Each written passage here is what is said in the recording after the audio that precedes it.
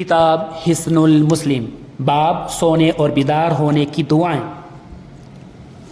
اللہم اسلمت نفسی الیک وفوضت امری الیک ووجہت وجہی الیک والجأت ظہری الیک رغبتا ورہبتا الیک لا ملجأ ولا منجأ منک الا الیک آمنت بکتابک الذی انزلت ونبیک الذی ارسلت۔